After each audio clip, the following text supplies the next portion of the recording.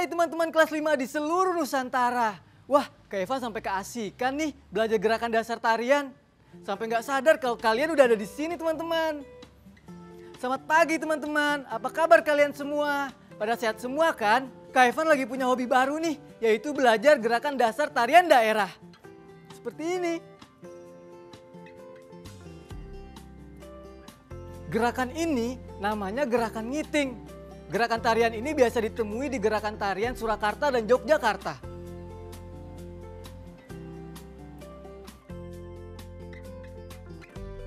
Seru kan? Ini baru tarian daerah yang berasal dari Pulau Jawa. Bagaimana dengan tarian yang berasal dari daerah asalmu? Kalian pasti sering dengar kan? Bahwa Indonesia itu punya banyak keberagaman suku, ras, etnis, dan agama. Inilah yang membuat Indonesia kaya akan budaya yang bernilai seni tinggi. Selain bentuk seni tari, ada juga adat istiadat, upacara adat, arsitektur, hingga yang mau Kak Evan Basari ini salah satunya adalah seni pahat. Apa sih seni pahat itu? Untuk menjawabnya, Kak Evan akan mengajak kalian untuk mengenal salah satu suku di Papua yang terkenal dengan seni pahatnya, yaitu suku Kamoro. Penasaran? Tapi sebelum itu, kita berdoa dulu yuk untuk agama dan kepercayaan masing-masing. Berdoa dimulai. Doa selesai. Nah teman-teman, tetap semangat belajarnya di rumah ya. Dan ingat untuk menjaga protokol kesehatan, yaitu memakai masker, mencuci tangan, dan menjaga jarak untuk mencegah penularan COVID-19. Ayo membaca. Sebelum kita membaca, coba kalian perhatikan gambar berikut ini. Setelah itu, jawab pertanyaan berikut ya. 1. Menurutmu apa yang sedang mereka lakukan? 2. Berasal dari suku apakah mereka? 3. Berasal dari pulau manakah mereka? Agar kalian bisa menjawab pertanyaan tadi, yuk kita simak bacaan tentang suku Kamoro berikut ini. Seekor buaya terbujur di atas papan datar memanjang. Orang-orang berpakaian adat akarumbia dan bermahkota bulu burung itu menggerubunginya. Jarak mereka tak lebih dari sedepah dengan sang buaya. Beruntung, buaya itu bukan buaya sungguhan. Itu adalah salah satu karya seni pahat suku Kamoro.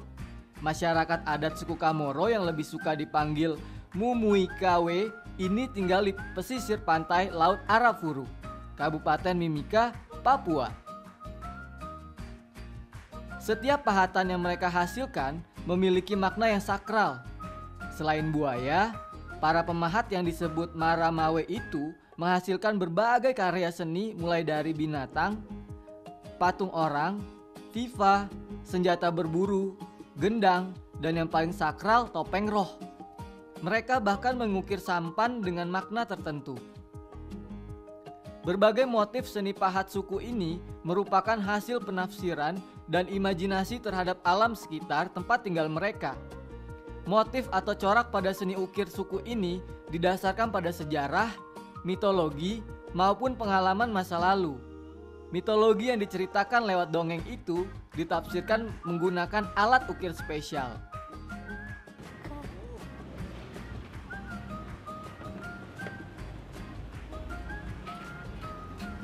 seru banget sih.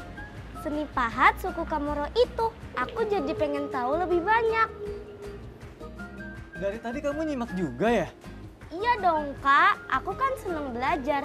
Iya, ini teh dan biskuit untuk kakak biar kakak makin semangat berceritanya.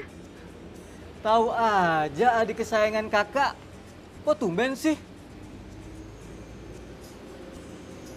Tapi jangan malah keasikan makan kak, lanjutin dong ceritanya. Iya. Alat ukir spesial itu didapatkan secara turun-temurun.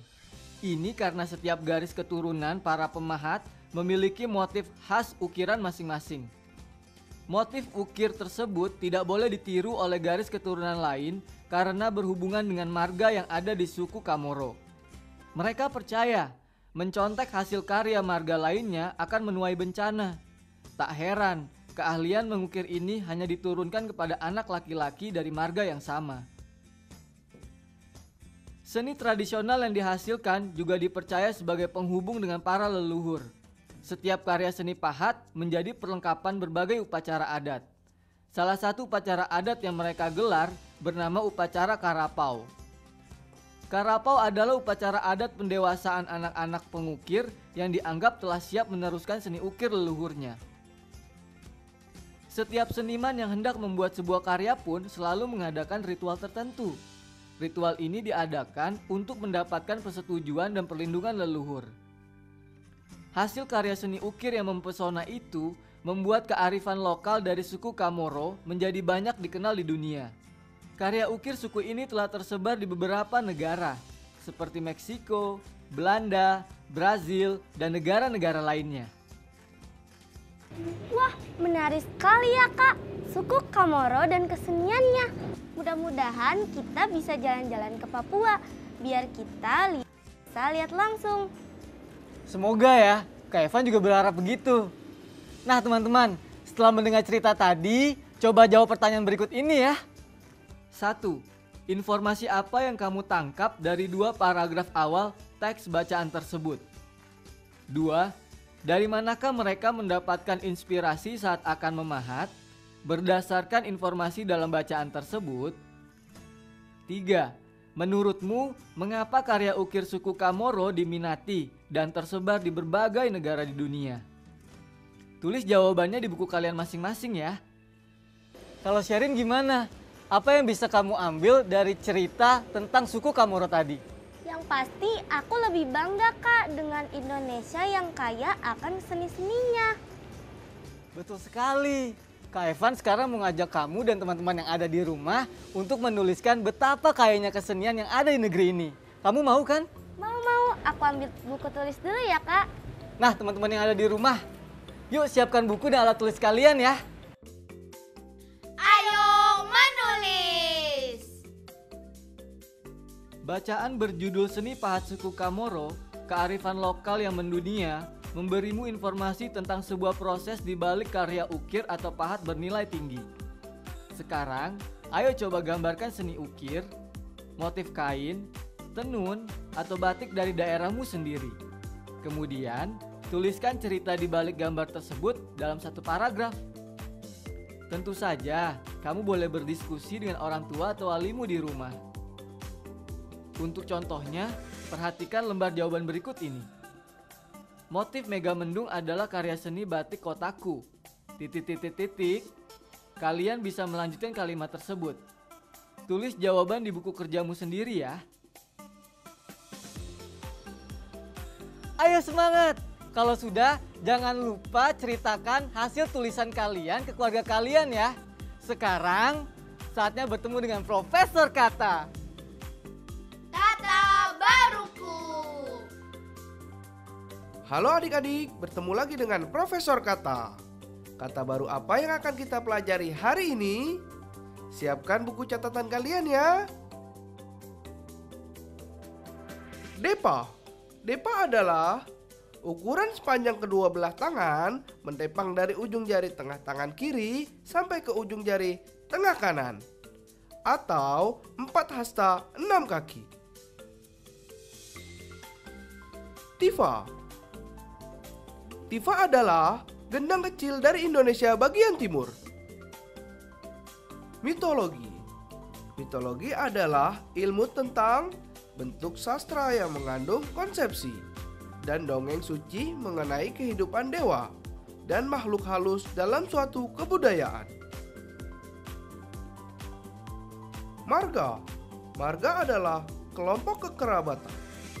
Seniman. Seniman adalah orang yang mempunyai bakat seni dan berhasil menciptakan dan menggelarkan karya seni seperti pelukis, penyair, penyanyi, dan sebagainya. Ritual. Ritual adalah tindakan seremonial. Itu tadi semua kosakata baru kita hari ini. Sampai jumpa lagi. Ayo berlatih. Hai Iqbal. Hai. Main yuk.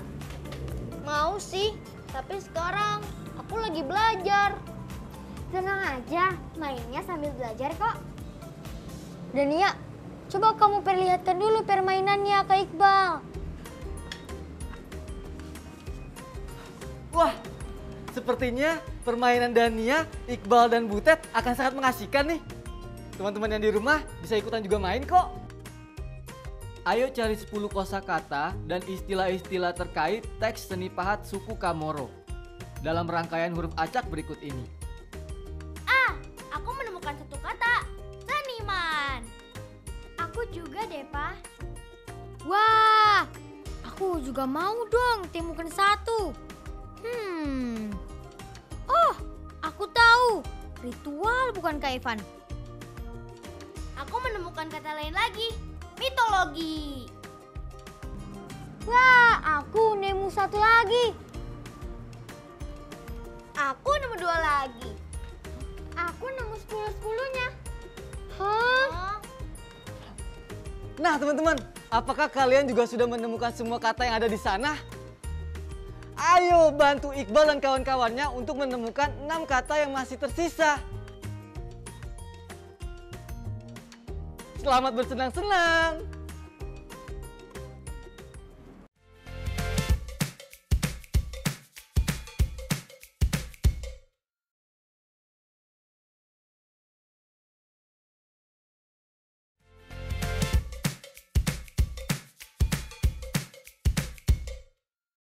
Ayo menyimak.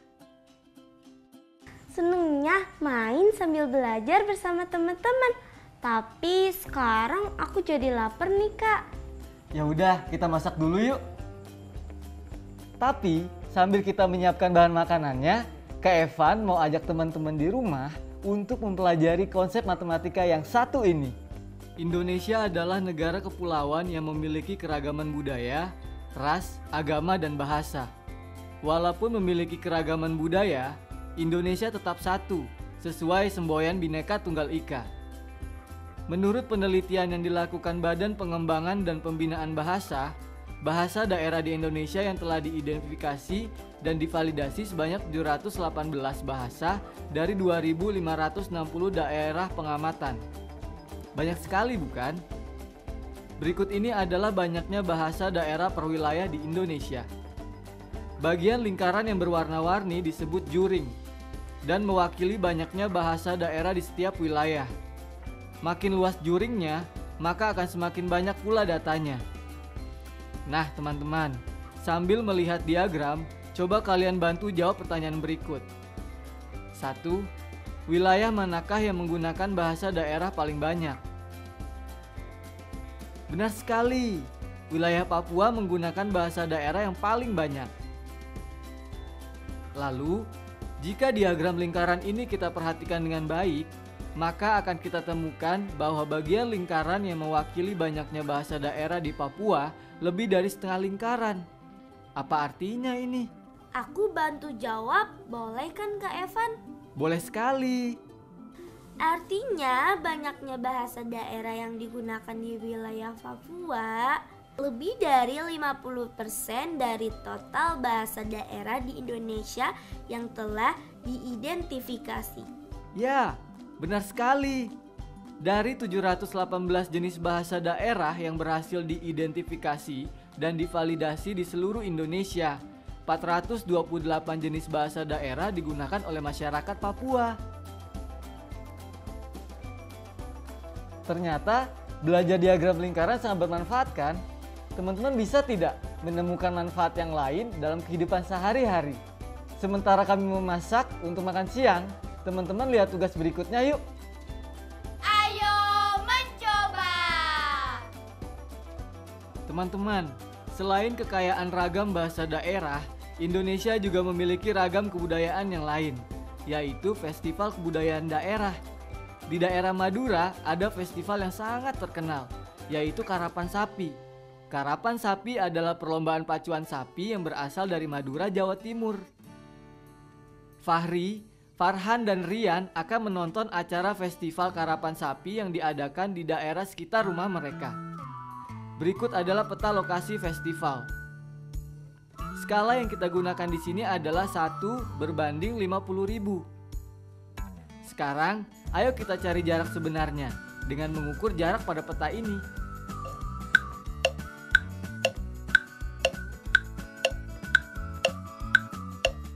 Kita ukur, jarak rumah Fahri dengan lokasi festival pada peta adalah 3 cm.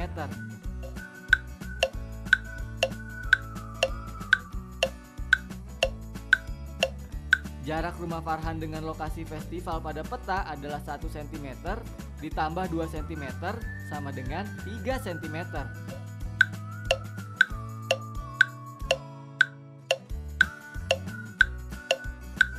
B.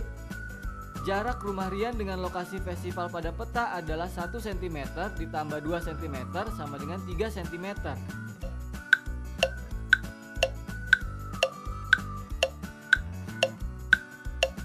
Selanjutnya, masih ingat arti kata skala 1:50.000? Ya, jika kita kaitkan dengan jarak dan peta, maka skala 1:50.000 berarti jarak 1 cm pada peta mewakili 50.000 cm pada jarak sebenarnya. Sekarang, ayo cari jarak sebenarnya rumah Fahri, Farhan, dan Rian dengan lokasi festival Karapan Sapi. Karena jarak rumah Fahri, Farhan, dan Rian ke lokasi festival pada peta mempunyai ukuran yang sama, yaitu 3 cm, maka kita bisa hitung jarak sebenarnya rumah mereka masing-masing ke lokasi festival, yaitu jarak pada peta sama dengan 3 cm, jarak sebenarnya sama dengan 3 cm dikali 50.000 sama dengan 150.000 cm sama dengan 1,5 km. Jadi, jarak sebenarnya rumah Fahri, Farhan, dan Rian masing-masing ke lokasi festival sama dengan 1,5 km. Kak, belajar matematika itu seru ya. Tak terasa, tahu-tahu masakannya sudah mateng. Iya, betul sekali Kaira. Segala sesuatu yang ada di dunia ini, kalau kita menyukai untuk mempelajarinya, pasti waktu cepat berlalu. Nah, nih Kak Evan kasih sayuran hijau yang banyak buat kamu, biar konsentrasi saat berhitungnya bertambah. Ah, makasih ya Kak, aku sudah lapar sekali. Jangan lupa berdoa dulu dong. Ah iya, lupa.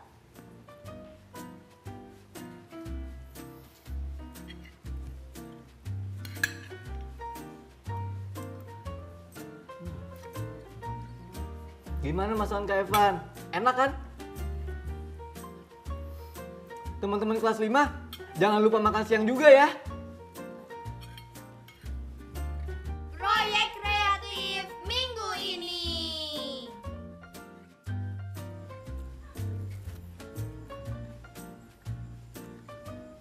Teman-teman, kemarin kan kita sudah mencoba mencari gambar-gambar pendukung buat infografis kita. Nah, sekarang kita mulai siapkan alat dan bahan-bahan yang diperlukan yuk. Di sini Kak Evan udah siapkan kardus berukuran besar atau kertas manila, pulpen dan pensil, pewarna, bisa spidol atau cat air atau krayon. Lalu gambar-gambar yang sudah di-print. Kak Evan juga berikan daftar bahan-bahan yang diperlukan ya. Silakan catat di buku kalian. Refleksi. Setelah tadi kita belajar banyak hal, sekarang waktunya kita merefleksi pelajaran hari ini. Kita memulai pelajaran lewat gerakan tari yang Kak Evan peragakan. Kemudian kita juga belajar mengenal seni pahat di suku Kamora di Papua. Kita juga belajar kata baruku bersama Profesor Kata, antara lain kata depa, tifa, dan mitologi. Oh iya, kita belajar juga tentang diagram lingkaran, serta berlatih dengan soal skala pada peta. Banyak juga ya yang kita pelajari hari ini. Kera, kamu tahu tidak budaya Indonesia memiliki keunikan? Apa itu, Kak? Yaitu permainan sweet. Kak Evan mau nantang Kera untuk bermain sweet. Bagi siapa yang kalah, dia yang akan cuci piring. Ayo, siapa takut?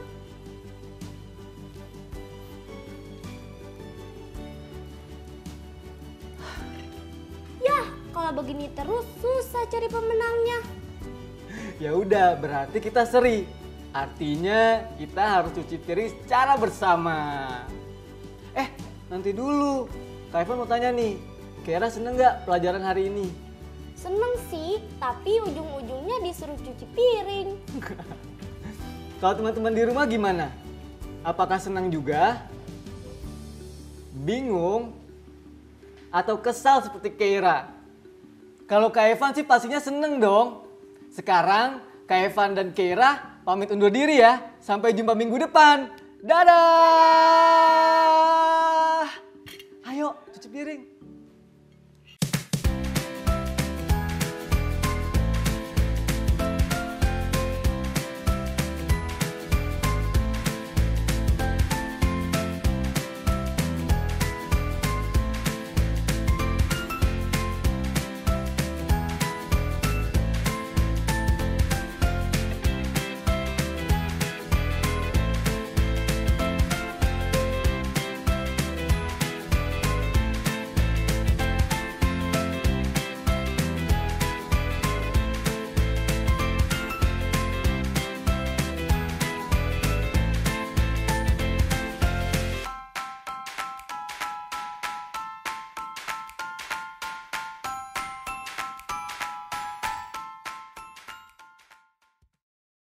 Sekarang tetap belajar dari rumah ya teman-teman. Jaga jarak, rajin cuci tangan, dan pakai masker agar kita mencegah penyebaran COVID-19. Sampai jumpa.